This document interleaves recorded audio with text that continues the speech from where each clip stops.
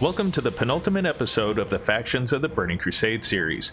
Hello everyone, my name is Icosiol, and today we begin part 5 where we will discuss 3 more neutral factions who either fight to retain the balance of nature, watch over the time ways, or struggle for their own survival.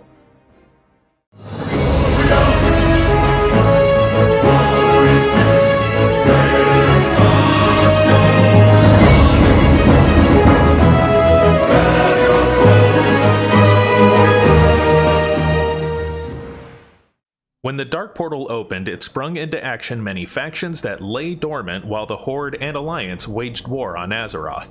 In this episode, we're going to talk about the factions of the Cenarion Expedition, the Keepers of Time, and everyone's first dragon farm, the Netherwing. Timestamps for this video are provided in the video description below so that you can skip to the information that you need. We will start this episode by learning about the Cenarion Expedition.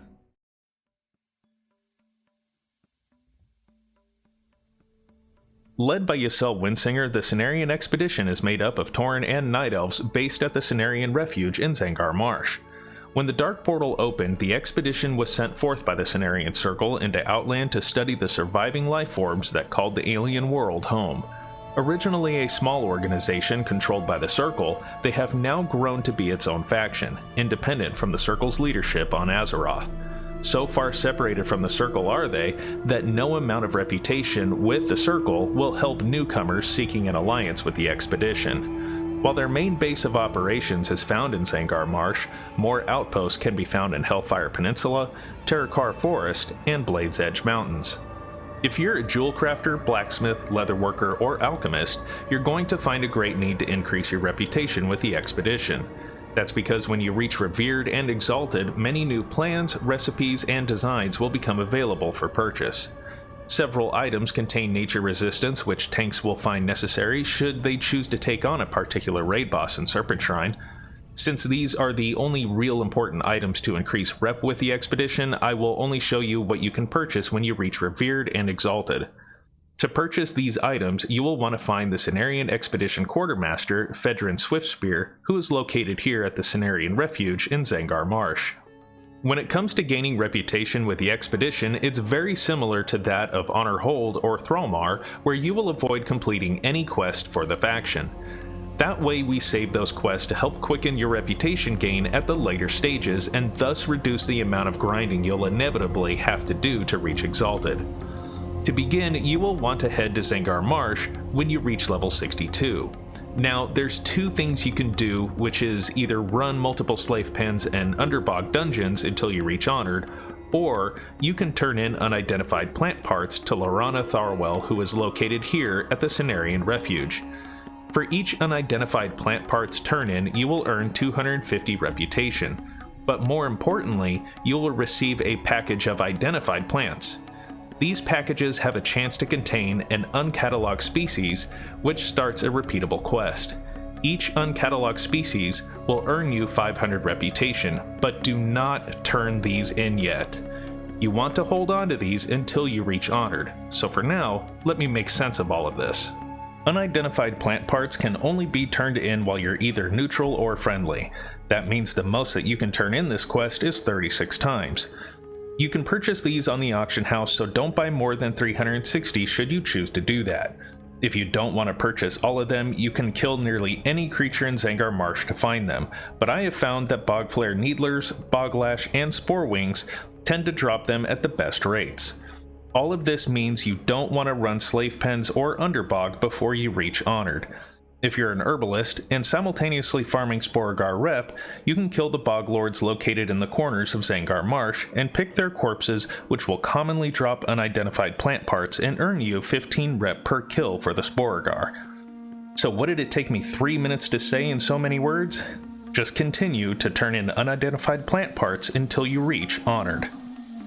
Once you've reached Honored, you will no longer receive reputation from normal slave pens and most of your underbog runs, so you're going to do 2 things.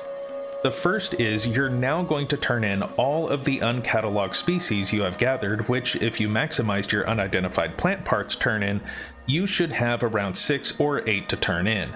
This should get you well inside Honored, but you'll still be short of Revered.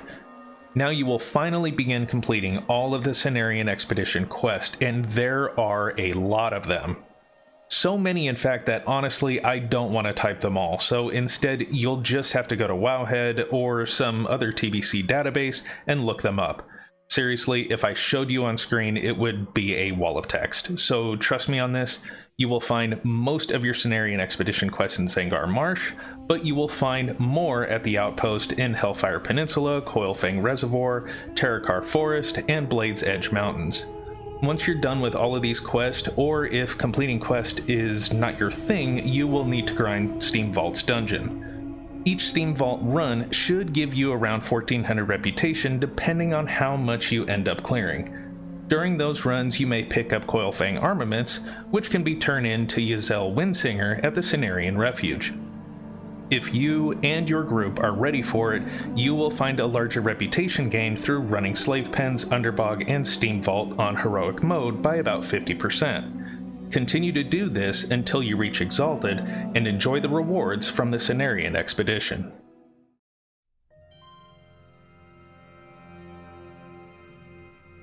The Keepers of Time are bronze dragons picked by Nozdormu to protect the Caverns of Time found in the desert waste of Tanaris.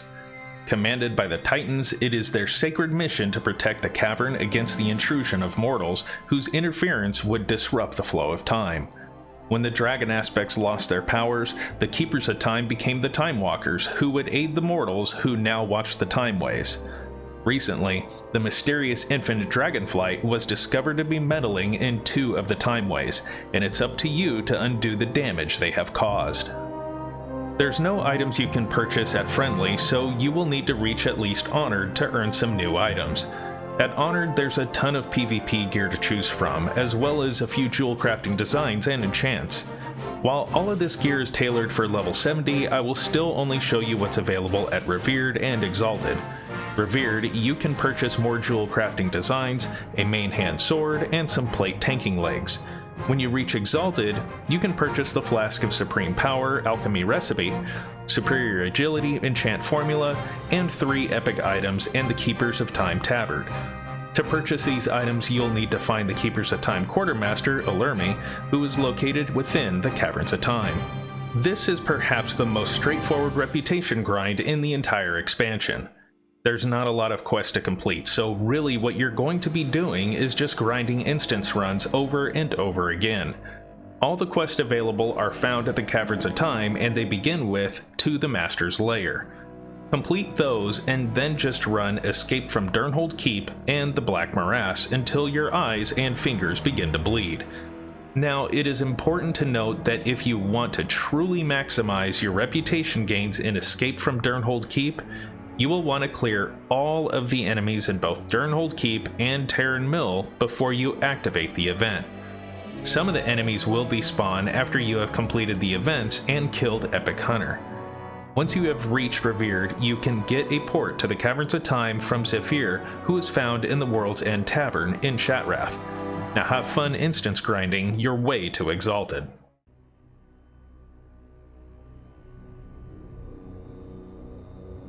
Birthed from Deathwing's magically stressed eggs as Draenor was torn apart, the Netherwing are a race of partially corporeal and partially ethereal dragons. Freed from any bonds to the Black Dragonflight, the Netherwing seek life in the hostile world of Outland. Unfortunately, the Netherwing were attacked by the orcs of the Dragonmaw clan, and many were enslaved by Zuluhead, including their leader of the brood, Karganaku. Now, Mordecai wanders the Netherwing fields seeking adventurers to help free his mother, and eventually help the Netherwing escape slavery. There's only 6 rewards offered by the Netherwing, and all 6 come when you reach Exalted. Your own Netherwing Drake mount, so let's talk about how you can get one. Due to the mostly hostile treatment by the Dragonmaw clan in Shadowmoon Valley, the Netherwing treat all who they meet as a hated foe. First and foremost, before you begin this reputation grind, you need to be level 70, have a flying mount, and a flying skill of 300 in order to advance past neutral. Not saying that you should, but you do not lose any reputation when killing its members. Now, to begin earning reputation to neutral, you need to begin a quest chain by speaking with Mordecai, who wanders the Netherwing fields here in the southeast corner of Shadowmoon Valley. He will often be in combat with flayers, and while he's in combat, the exclamation mark over his head will not be visible. When you find him, just kill the flayers to get him out of combat, and you will be able to accept the quest, Kindness, to begin. There are 9 quests total, and they're not daily quests. They're one-time quests that, once complete, will bring your reputation up from hated to neutral. This can all be completed in one day. To continue on past neutral, you must have a writing skill of 300 and speak again with Mordecai. You will get 2 quests in order to unlock the daily quest available at this time. 3 of these daily quests require you to have a gathering profession such as herbalism, mining, or skinning. Those who do not have a gathering profession will not be able to accept these quests and will be at a disadvantage to earning reputation. Players with 2 gathering professions will have an advantage to their reputation gains. Inside the mines is a mob called the Black Blood of Draenor that has a chance to drop a sludge-covered object which contains any of the gathered items, but without a gathering profession, the quest does not appear. If you have at least 1 gathering profession and you complete all these daily quests, you can reach friendly in 2 days. Once you're friendly with the Netherwing, you will receive a reward quest from Taskmaster Varkule Dragonbreath, who is located here. Completing this quest will reward you the Overseer's Badge, which summons a Netherwing ally to fight at your side in Shadowmoon Valley. You will also unlock 3 more daily quests, of which 2 are completed in the Netherwing Mines, and the other in the Crystal Fields. In addition to your daily quest, you can find new one-time quests from these quest givers as well. If you didn't get it when working towards friendly, you can continue to kill the Black Blood Terrors and Draenors for the Merc Blood escape plans, which all leads to a quest called Seeker of Truth. Complete all of your one-time quest, new daily quest, and your previous daily quest, and you will reach Honored in 4 days. Upon reaching Honored, visit Taskmaster Varkule again and complete the quest Stand Tall Captain, and you will earn an upgraded trinket called the Captain's Badge, which allows you to summon a Netherwing ally in any zone you're in. You will also receive a few more one-time quests as well as a new daily called Disrupting the Twilight Portal. The quest Earning Your Wings begins a chain of Dragonmaw race events that earn you increasing reputation as you win. Each time you win, you move on to a more difficult race, and at the final race, you take on Captain Skyshatter. This race can be very difficult and will often require you to learn his flight pattern so you can beat him into the turns. If you have any mount speed trinkets such as a carrot on a stick or a riding crop, you can get a bit of an edge. Crusader Aura will also give you a speed buff, but understand that none of these speed buffs stack. To make dodging meteors easier, you can drink Noggenfogger elixirs until you shrink. Defeat him and you will earn 1000 reputation and a Skybreaker whip that increases your mount speed by 10%. Complete all these quests, your new daily quest, as well as all of your previous daily quest, and you will reach Revered in 7 days. At Revered, you're going to receive another trinket upgrade that gives you a plus 25 to your stamina, along with summoning your Netherwing ally from Taskmaster Varkule. The following 2 quests will be slightly different depending on your affiliation with the Aldor or Scryers. Completing these quests will unlock your final daily quest called The Deadliest Trap Ever Laid. Continue to complete every daily you have, and at the end of your 14th day, you will be exalted with the Netherwing. But wait, there's more. You don't just go and buy a mount now. Go see Taskmaster Varkule again and complete his quest Bow to the High Lord by speaking with Overlord Morgor, who gives you the quest Lord Illidan Stormrage. Morgor summons an image of Illidan, and then you get to watch some fun banter and witness the conclusion of the storyline you just completed. You will then be able to speak with Barthamus in the lower city of Shatrath and purchase your new Netherwing Drake mount. If you do all of this every single day, you should receive your Drake at the end of your 28th day. Using reputation gain buffs or turning in several Netherwing eggs you happen to find can significantly shorten the time you spend grinding for this faction.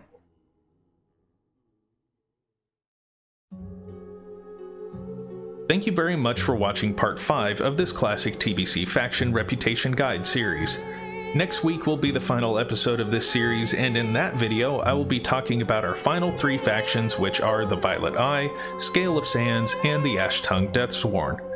Be sure to follow me on Twitter at Icosiol Classic WoW, where I post updates on my stream schedule and talk all things Classic. If you're interested in more Classic content, you can click on any of these links here. Thank you again for watching, and did you know that when you're in Escape from Durnhold, you can ride all the way to South Shore and see Kel'Thuzad walking around while he was still human?